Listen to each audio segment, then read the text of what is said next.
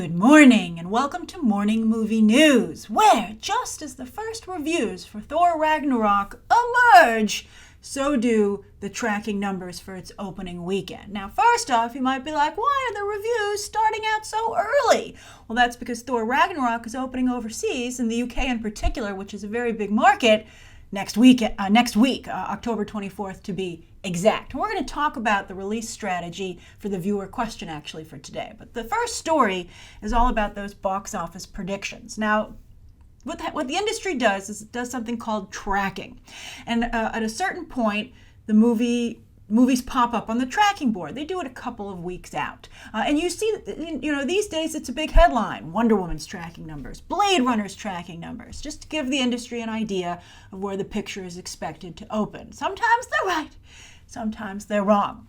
But the way it works is they go around and they poll people. And a lot of you are like, nobody ever asks me what I'm interested in seeing, what my demographic is, what age group I'm in, how do they have all this information? Well, they spot poll, just like they do with political polls. They don't ask everybody, they ask a sample group, and then they share those numbers with everybody else. And sometimes the political polls, particularly as of late, aren't right either. But what they do is they ask people for tracking, they ask the selected group what their plans are with Thor Ragnarok. And you can choose definitely going to see it, maybe going to see it, I don't think I'm going to see it, I'm definitely not going to see it. They give you a couple of options. And then they gauge those responses and they come up with a number, right? So I have to say, to be fair, while sometimes box office predictions are incorrect, for the most part, they're pretty on the money.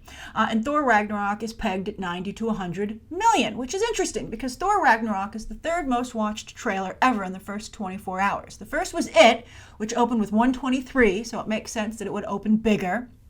Fast and Furious 8 is the second most watched trailer, although I think they cheated with autoplay on Facebook, but whatever. They have the second place spot, and they open with 98. So, it's making sense here where Thor Ragnarok is going to open. But here's where things get interesting. Beauty and the Beast is the fourth most watched trailer in 24 hours, and it opened at 174. It beat the whole bunch, I think because of the family factor. And of course, that's Thor Ragnarok's secret weapon as we've been discussing over the past few days. Again, they targeted those mom vloggers and bloggers, and they're really pushing for people to think that this is a family outing to the theater. And that, of course, is not 1 or 2 tickets. It's 4 at least, potentially even more. Why not have a Thor Ragnarok birthday party? All right, it's fabulous. All right, so anyway, in terms of how this stacks up again, so maybe Thor Ragnarok, by the way, again, could open bigger as Beauty and the Beast did. But this puts it kind of like at the bottom range of where the MCU sits these days. Early days, and this is like the 17th movie from the MCU. That's amazing. Kevin Feige is literally a machine. Some would argue a cookie cutter machine, but it's working. And also, Thor Ragnarok does represent a risk, but so did Winter Soldier, and Winter Soldier was a very successful risk. They went, a little bit more serious, more political thriller route, and the Russo brothers became Kevin Feige's favorite duo. So we'll see how much he likes Taika Waititi after the first few days of Thor Ragnarok being in theaters. But Doctor Strange, opened at 85. The first Guardians of the Galaxy opened at 94. Winter Soldier, which we just mentioned, opened at 95. But Spider-Man Homecoming, for instance, opened at 117. And for the most part, they're over 100. That's usually where Marvel movies open these days. If it's a little under, it's okay. But this is I don't know, it's the third Thor film, but it's, the first 2 Thors, this is way better. First Thor opened at 65, and then Thor 2, of course, opened at 85. So we want to see Thor. I think 90 to 100 is great. I don't think it's like groundbreaking where you're like, oh my God, but it's like business as usual for Marvel, basically. And I think that Marvel's totally happy with that. I think they're not interested in, their business is so good, why do they want to change it? But I'll be interested to see what the long-term numbers are for Thor Ragnarok, because it's starting off a very crowded movie season. So we're going to have to wonder what repeat biz is like, particularly if it doesn't have a lot of action. If it's comedy-centric, will people want to see it more than once? And then just 2 weeks later, Justice League hits, as does The Punisher, which was revealed this morning. And then The Last Jedi is going to come out. And if you're going for the family market, there's a lot of competition. And also, if you're going for, if they go after, again, mom vloggers and bloggers, I can see that audience very much going to see Murder on the Orient Express, which opens, before Last Jedi. So, actually in November. So there's a lot of competition. I'll be curious to see how everything shakes out. Chris Hemsworth has had a rough time at the box office, even beyond the Marvel movies, so this will be very important for him as well. Are you planning to see Thor Ragnarok right away? And do you think you'll see it more than once? Movies cost money, and there's a lot of entertainment demanding our money this holiday season. Now, speaking of Thor Ragnarok, of course, Mark Ruffalo is along for the ride because he ain't never getting a solo Hulk movie because Universal has the right of first refusal to distribute it, and of course, Disney isn't playing that game. They worked with Sony, but that's because Sony, as I told you, owns part of the rights to the character of Spider-Man, so they have to play with Sony. But Mark Ruffalo, Hulk hasn't been a huge career boost for him. I think it's made him a household name again, and everyone loves him as the Hulk. But what's it really done for him, right? I think it's nice to be part of the Marvel family, to be able to go to all the premieres. It's like a lot of fun. But I don't think it's giving him a lot of opportunities outside of the franchise, right? Especially considering where he came from. Remember, You Can Count on Me. He was being compared to Marlon Brando. That was a ridiculous comparison, by the way. But he was getting it. And he was supposed to be this really serious actor. And it didn't work out for him, right? So he's going to try it on television, which has been very good to a lot of actors recently. True Detective, of course. They're bringing True Detective back with Mahershala Ali. And then Pretty Little Liars was huge. It helped everybody involved, not just the women, particularly Reese Witherspoon and Nicole Kidman. Shailene Woodley didn't do herself any favors standing on the red carpet at the Emmys telling people not to watch TV. I loved that. People are like, you know where you are right now, right? And that you were in a television show. And she's like, still don't watch it. And people are like, I'm not going to watch you, Shailene Woodley. I told you.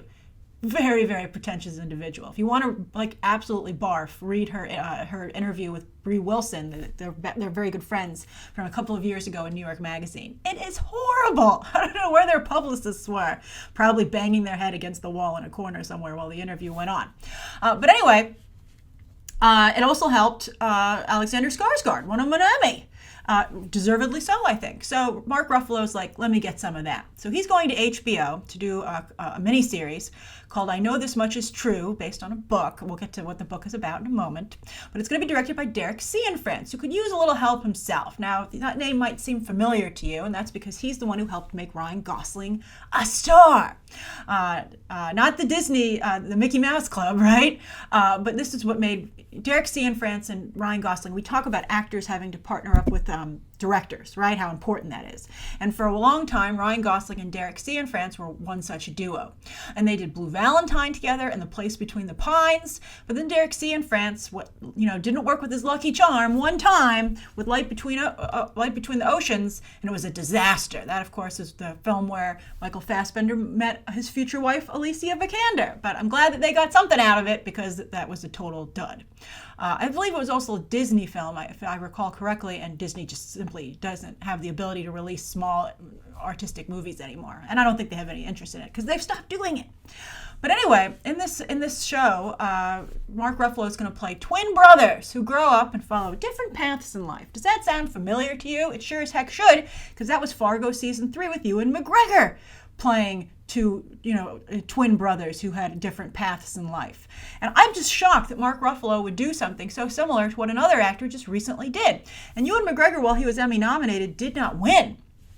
And so I find that it's just crazy that Mark Ruffalo, I guess not a lot of people ended up paying attention to Fargo Season 3. I didn't finish it, actually. I know I usually say I finish things, but I have to be able to get into them in the first place. And I couldn't get past the first couple of episodes of Fargo Season 3, which is a real shame because I loved Seasons 1 and 2 so much. And I think part of the problem, to be honest with you, was Ewan McGregor, who never mastered the Minnesota accent. So Mark Ruffalo, maybe he's hoping enough people also didn't care, and he's going to try it as well. But, Ewan McGregor got a lot of ink. That's the slang for press for, obviously it's from an era, that's like from old 1940s movies, right? When they used to use ink, right? So, of course, it would be, I guess he got a lot of pixels. But, I think enough people heard of what Ewan McGregor did that it would, to some degree, be like with Mark Ruffalo, somebody already did this. So we'll see how it turns out. But, if you're not... Mark, I don't know. I'd be curious. Will you watch a Mark Ruffalo show? I don't know how much of a draw he is. The trailer would have to be really, really good. Everyone would try it, I would think. We'll see. Then the third story of the day, this is interesting. The Gotham Award nominations came out, and this is always a good, way to see how the awards season is going to shape up. And so the nominations came out, and they're very promising. So the nominations, the film to get the most nominations is Get Out. Get out of here! Isn't that amazing? I'm so happy for that picture. Jason Blum, of course, a film that he previously produced was Whiplash, which ended up being a huge Oscar winner. And so he already has those connections. And he, of course, also at the Gotham Awards, it was already announced, will be receiving an Industry Tribute Award.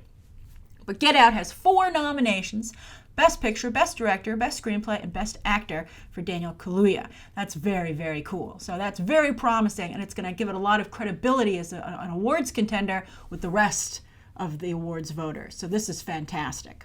The other films to stand out are Call Me By Your Name, which we all expected. The Florida Project, that's very interesting. That stars a social media star who is or is not hooking up with Drake, but very interesting. People are, from what I can see, are torn on that project, the Florida Project. By the way, sometimes the Gotham Awards work, and sometimes they don't translate into nominations because they focus on really small, cheap independent movies, and of course Get Out qualifies as that because it was such an expensive film. But sometimes the film gets noticed, but it doesn't like Beasts of the Southern Wild did very well at the Gotham Awards, got a lot of nominations. It's never really translated to anything. Even beyond, Quavonzane Wallace, she got Annie, right, and was nominated a bunch, but nobody won, right? So, and also, where is she now? It's tough business. Hollywood's a tough business. So I don't know about the Florida Project long term, beyond the indie circuit. But I, Tonya, we just looked at the teaser trailer this morning. That's fabulous. Lady Bird from Greta Gerwig. That's amazing. Greta Gerwig is getting more and more heat. She's a serious competitor for the Best Director category with Patty Jenkins. Will we have 2 women nominated this year? That would be amazing. And then speaking of women directors, Dee Reese's Mudbound also has gotten a lot of nominations. And that's a Netflix movie. And so Netflix is really it's interesting that it would be Mudbound and not Okja. I think that Reese has a better relationship with the indie community, and so maybe she did a lot of the heavy lifting there herself in terms of campaigning. But I think so. These are we start to see the award season take shape, and you start to see some movies finally move out into the front of the pack. So again, it's Get Out, Call Me By Your Name, The Florida Project, I, Tonya, Lady Bird, and Mudbound. All right, so let's go to the viewer question, which circles back to Thor Ragnarok and the release schedule. So Jordan says, viewer question. Hi, Grace. Hello, Jordan. How come Thor Ragnarok is being released on the 24th of October here in the UK? I have my tickets. Me too. I'm seeing a press screening, but I have my tickets to see it in theaters as well already. But in the US, it is being released on the 10th of November. Actually, not the 10th of November, November 3rd. It is technically an American movie. Why did they get it so late? I love your work. I've been watching your videos for 5 years now. Squeak, squeak. I think that's great. Squeak, squeak. Of course, the squeaky wheel gets the grease. I'm so glad that so many of you, that really, stuck with so many of you, because it's very good advice. Don't squeak so much that you get replaced as a wheel, but squeak just enough that you get the grease. So good job, Jordan. So yes, this is standard Marvel practices at this point. It hasn't burned them yet. It did burn Spider-Man, The Amazing Spider-Man 2, which opened overseas in advance, and then the word quickly spread that it stunk, and that really hurt it at the box office. But so far, so good for Marvel, so they're not going to change it while it's working. They always release their movies in Europe ahead of the United States, and it works very well for them because they have big box office headlines and also great word of mouth, which then travels across the pond to the United States, and everyone goes, I gotta see it. And for the most part, by November 3rd, Thor Ragnarok will be playing everywhere in the world. It's got to make that money before Justice League hits. But October 24th is pretty early. That's like a week and a half before it gets to the United States. But why doesn't it open another time? Well, the release schedule is changing. And of course, Hollywood is having a lot of success in finding new places for blockbusters, right? Suddenly the first weekend of September, after Labor Day is big thanks to it, right? Valentine's Day, Deadpool and Kingsman and 50 Shades transform the month of February. March has become huge because of spring break. And even the first weekend of April is pretty big, thanks to, I believe that's when Winter Soldier opened. Fast and Furious carved out that space. So somebody has to take the first step and carve out a space. Now, November is traditionally a pretty big movie-going month because it's Thanksgiving. It's the beginning of the holiday season. As soon as Halloween is over, they start putting Christmas stuff in the stores, and everybody feels all whimsical and they want to go out and do stuff, right? And so maybe November is even better because with Thanksgiving, it's a lot of families. You got like also holiday shopping in December, so it makes sense that they've spread out the movie season to 2 whole months for the holidays, November and December. But with late October, first of all, October is not a big movie-going month as we're seeing with the box office returns yet again this year. But also the end of October, of course, is Halloween. So you're always going to get a scary movie then, like Jigsaw, and people want to see a scary movie for Halloween. They're not going to want to go see Thor Ragnarok. They're wanting to do something Halloween-centric. Also, Halloween is a big night for going out and not sitting in a movie theater, right? Like Valentine's Day is great because you need something for date night, right? But when it comes to Halloween, people are going to parties, they're going trick-or-treating, they don't want to go to a movie. And even if Halloween falls on a weekday, as it does this year, Tuesday, still, most of the parties and a lot of trick-or-treating will take place over the weekend because, it's a school night, etc. So that's why late October doesn't really work. So the first movie to carve out the first weekend of November as a successful release date for a blockbuster was actually James Bond with Skyfall. Before then, movies came out, but they weren't huge. Skyfall, really big freaking deal. So then, Thor: The Dark World followed after that. Then the next year, it was Big Hero 6 and Interstellar. 2 movies to do the box office of 1, unfortunately for them. Then James Bond Return with Spectre had a huge, success once again. Then Doctor Strange took it. So you really have like Bond and Marvel, so coming up, it's been identified, thanks to Bond having the guts to try and carve this out themselves first, it's now been identified as the studios as a great place to launch a blockbuster, right? It gives it a little bit of breathing room before the Thanksgiving movies come out. It works. So next year, Dark Phoenix and Disney's Nutcracker and the Four Realms are currently locked head-to-head, first weekend of November. And then afterwards, the following year, you have an untitled DC film, and then the very next weekend, Bond returns to the date that they, of course, carved out. So that's Hollywood, again, risk averse. Sometimes a studio needs to take a risk because there's no space for them anywhere else on the release date. But then once they find success there, everybody else says, woohoo, let's go book that for the future.